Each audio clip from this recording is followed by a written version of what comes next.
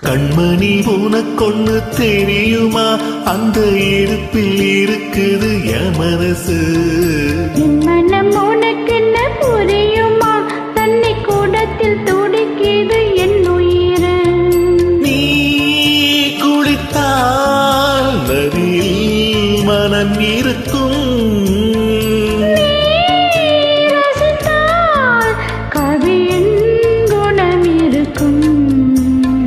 வந்து விட்டேன் மெல்ல மெல்ல, தந்து விட்டேன் என்ன சொல்ல.